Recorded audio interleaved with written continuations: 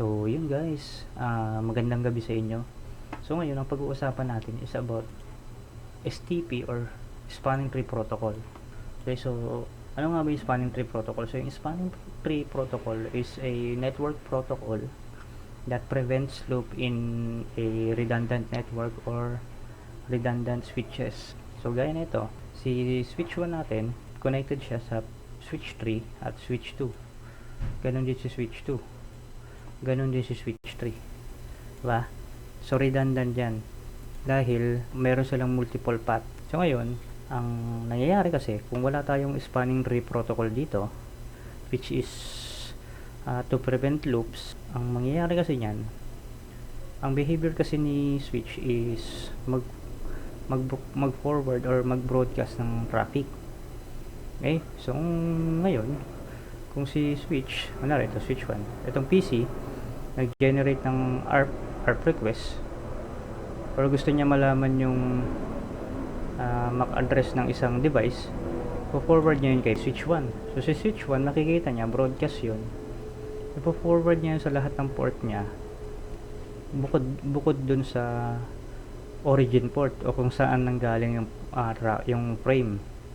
Okay, so po-forward niya dito kay switch 2, papunta kay switch 3. And then, palit tayo ng kulay. And then, si switch 2, forward niya yun kay switch 3. Bukod lang dito, hindi niya yan dito. Ngayon, si switch 3, nakareceive siya kay S1 ng frame, forward niya rin yan dito. Tapos dito. Pati yung na-receive niya dito kay switch 2, forward niya rin yan dito. So, may dalawang frame na agad na na-receive. Halimbawa, itong PC na to. Dalawang kopya ng frame. Okay, so balik tayo. Pink naman. So, mangyari, may na-receive na naman si Firewall. May na-receive si switch 2. Tapos may na-receive din si switch 3 galing kay switch 2, 'di ba? Nagpasahan sila, ayan o. Forward yan ngayon ni switch 2 kay switch 1. Ganun din si switch 3. Forward niya kay switch 1. So ngayon, yung si switch 1, makaka-receive siya ng frame na nanggaling sa magkaibang port. So ngayon siya, malilito siya ngayon kung sino sa dalawa. Kung sino sa dalawang port na yun yung gagamitin niya pang forward ng traffic or ng frame. So mangyayari, malilito siya. Ifo-forward ulit yan ni switch. Ifo-forward naman yan ni switch. Dito rin. Ayan, bumalik lang. Bang. Tapos dito sa PC. I-drop ni PC yan kasi yung laman ng frame na pinasa ni switch is yung MAC address at IP address na itong PC. Halimbawa kasi nag-ping si PC1 natin dito kay PC2. Ngayon, si switch 2 at switch 3 naka-receive sila ulit. So, forward na naman dito kay switch 2. Ngayon, si switch 2, forward niya rin kay switch 3.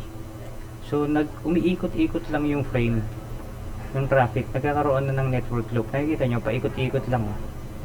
Hanggang sa, ang mangyayari na is magkakaroon na ng loop. Okay, so ang indication na may loop na nangyari is pagkatapos nyong tanggalin yung spanning tree protocol is multiple ARP. Okay? Multiple address resolution protocol, hindi na natatapos. Then nagdo-doble yung nale-learn ng MAC address ng switch. Halimbawa, si switch 2 na-learn niya yung MAC address ni PC1 na dito niya pwedeng ulit. Kunwari si switch 2 na-learn niya yung MAC address ni PC1 na dito niya pwedeng reach sa port 1. Dito sa port 1 niya, doon niya pwedeng ma-reach yung MAC address ni PC1.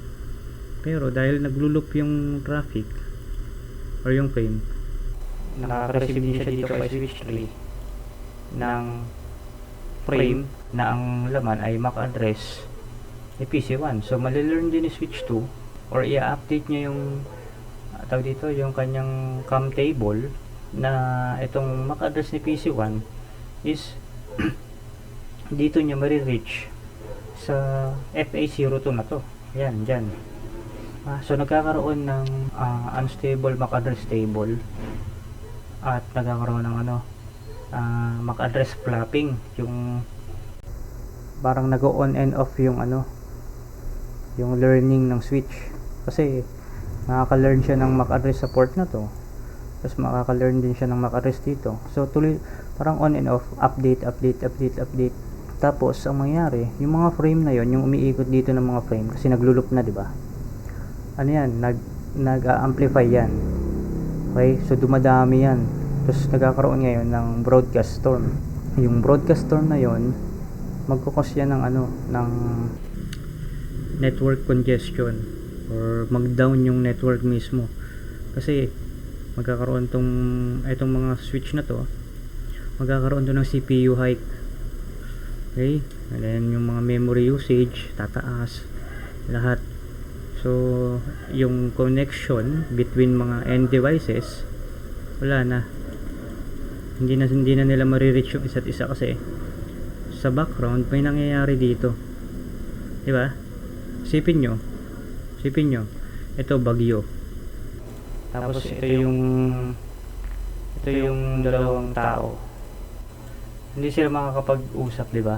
Hindi sila makakapag-usap kasi dadaan sila sa bagyo. So ganun yung pinaka-analogy natin. So may nangyayaring bagyo dyan dahil wala tayong spanning tree protocol. Okay, so ngayon meron tayong spanning tree protocol dito kasi by default naka-enable yan. Okay, so sa gamit natin ngayon is Cisco Packet Tracer. So ang naka-enable dito na spanning tree is, yung default is ito, spanning tree per VLAN spanning tree. Okay, so wag nyo na muna intindihin yan. Ang maganda, ang importante dito yung general idea kung ano yung spanning tree protocol at paano siya makakatulong sa redundant switches connectivity natin. Okay, so balik tayo dito. Mapapansin nyo yung mga green, pag sinabing mga green, okay yan, naka-up. Tapos ito, naka-up, diba? So kung mapapansin nyo, meron tayo ditong isang port naka-color orange, naka-up yan, naka-up din yan, pero nasa state siya ng blocking mode. Okay, naka-blocking mode yan. So ibig sabihin, pag si switch 1 naka-receive ng traffic, broadcast niya yan papunta kay switch 2, and then papunta kay switch 3. Si switch 2, pag pinorward niya kay switch 3, iba-block niya na kasi i-drop niya na kasi naka-blocking. Ngayon si switch 3, po-forward niya yan kay PC2, tapos po-forward niya yan kay switch 2, pero hindi na mangyayari yun dahil naka-blocking port. So na-eliminate natin yung loop. Ngayon, para ma-reach ni PC1 si PC2, ito lang yung kanilang way. Yan, switch 1 papuntang switch 3. Okay, so ngayon pag itong link na to nag-down, itong blocking mode na to, meron tong proseso mag-learning state, ganun, mag-forwarding state, parang ganun, yan, ganun, hanggang sa ma-establish na yung connection na to, and then magiging green na to, magiging forwarding na to, forwarding. So ngayon, ang traffic from PC1 to PC2 papunta na rito. Yan, pag ganyan na. Ayan, so makikita nyo, tanggalin natin to, tapos antay lang tayo ng konti.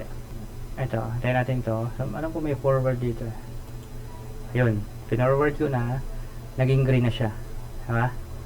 So yung blocking na state ng port naging forwarding na.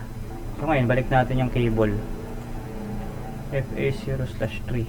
So pag binalik natin yun, magkakalculate sila ulit yung learning state, yung ganyan, yung forwarding state. May process to pero try ko i-tackle yan sa inyo sa susunod. So ito muna, general idea muna tayo rito. Forward na natin So yun, bumalik na. Ayun naging forwarding state na rin to. And then ito, naging blocking state. So yun yung yun yung purpose ng spanning tree protocol. Piniprevent niya yung layer 2 loop, especially sa mga redundant switches gaya nito. Okay? So ngayon, papakita ko sa inyo Papakita ko sa inyo. So tatanggalin ko yung i-remove ko yung spanning tree. No spanning tree VLAN 1. Dito rin, no spanning tree VLAN 1. So dito rin sa switch tree, i-remove natin yung spanning tree para walang network loop prevention. So no spanning tree VLAN 1. Makikita nyo yung port kanina na blocking naging forwarding na. So forwarding na yan lahat. So forwarding na to. Lahat sila forwarding na. Okay? So burahin natin yung clear MAC address. Tanggalin natin yung MAC address kasi na-learn na yan nila switch Clear MAC address table. Tapos ito, ganun din. Clear MAC address table. Okay. So may papakita ako sa inyo show MAC address table. So makikita nyo itong mga MAC address na to. Ayan yung MAC address ng mga port na to. Ito, yung mga port. So huwag nyo na muna show MAC address table. Yan.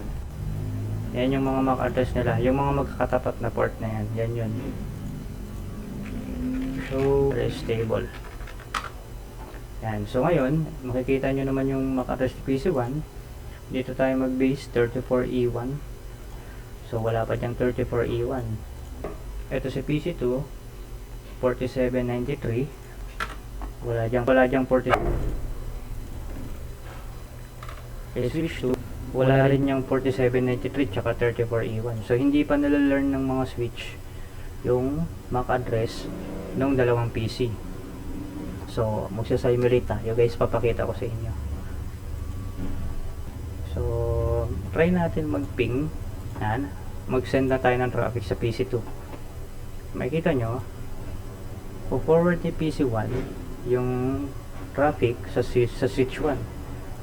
Ayun, makikita nyo sa switch 1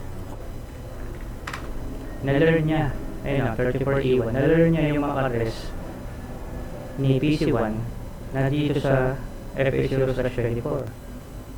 So next, so broadcast ni switch 1 kay switch 2 at switch 3. Check natin yung si switch 2. So ngayon, ito lang yung MAC address nila kanina, diba? Switch 2 tayo. So na-learn ito 34E1, ayun parehas. So na-learn niya via FA0/1. Ito. Ganun din si switch 3. Ayun 34E1, na-learn niya via FA0/3. Ayan, ito. Kasi dito ayan mang. Diba? So na-learn ni switch 3 dito. Ayan. Tapos ito si switch 2 dito sa FA0/1. So ngayon, ganito ang mangyayari. Isa pa. Boom. Papasa ni switch 3 at switch 2 yung frame na tatanggap nila kay switch 1. Kumbaga nagpasahan sila. Makikita nyo kay switch 2. Ito yung PC, MAC address si PC1. FA0/1. Dito niya na learn. Ngayon, boom. Naging FA0/2 kasi naka-receive siya dito galing kay switch 3. Ngayon si switch 3 yung na-learn niyang MAC address ni PC1 dito sa FA0/3, boom, naging FA0/2 na rin, diba? Nakikita nyo, nagkakaroon sila ng MAC address flapping, nag-update sila. So itong ginagawa natin parang in-step by step natin. Pero in the background, mabilis to. Mag-amplify ito, magdadami ito, magmumultiply ito. So, ngayon, nakita nyo si nakita nyo yung na-learn ni na-learn ni switch 1 yung MAC address ni PC1 dito, FH0/24. Pero ang gagawin kasi na switch 2 at switch 3, po-forward niya yan parehas. Boom. Pinorward. So ngayon makikita nyo yung MAC address ni PC1 at nasa FH0/24, boom, naging FH0/1. Makikita nyo naman dito, ayan o, yung gumagalaw-galaw na yan. Ibig sabihin yan, na-learn ni switch 1 yung MAC address ni PC1 ngayon dito sa link na to, dito sa port na to. Diba? So ngayon nalilito na siya kung kanino niya isusend yung traffic. So isa pang step, boom, pre-nodecast niya ulit kasi hindi niya, ayun o, pre-nodecast niya ulit dito, tapos dito kasi hindi alam ni switch 1 kung sino sa dalawa yung papasahan niya. So ngayon pre-nodecast niya, tapos sinend niya rin kay PC1. Ngayon XX yan, nag-XX yan kasi yung na-receive nito ni PC1 na frame is sarili niyang MAC address. Hindi naman yan yung ano niya yung hinahanap niya. Ang gusto niya malaman, MAC address nito, nitong IP na to, diba? So yun, ganun guys ang nangyayari behind the scenes. Tuloy-tuloy yan, mag-amplify yan, mag-duplicate yan, magkakaroon niya ng loop, tapos mag-break na yung network, pagkakaroon ng congestion, magkakaroon ng MAC address table, MAC address table na unstable, MAC address flapping, CPU hike, ano pa ba, broadcast storm, hanggang sa malunod na tong network nyo, mag-down or wala na, hindi nyo na magagamit unless tanggalin nyo tong isang link or patayin yung isang switch, magda-down ng buong network. Okay, so nakita nyo yung ano guys, nakita nyo yung purpose ng spanning tree. So yun lang guys, bale sa next video ko GNS3 ang gagamitin natin pang testing. Ito, tapos dalawang Windows 7, ayan, naka-ready na yan. And then tatanggalin natin yung STP, yung spanning tree protocol dito. Makikita nyo na maglalag tong mga switch natin. Yan, maglalag yan, hindi na natin magagalaw to. Ayun yung papakita ko sa inyo yung pinaka-actual na loop, network loop. Okay, kasi dito sa packet tracer medyo ano to tawag dito, pinasimple to ni Cisco parang maraming tinanggal dito na ano, hindi niya talaga sinasimulate yung totoong broadcast storm or network loop. So ito, real ano tayo, real device, real ano tayo, switch. Yan, makikita nyo na maglalag talaga to. Okay guys, so yun lang, maraming salamat.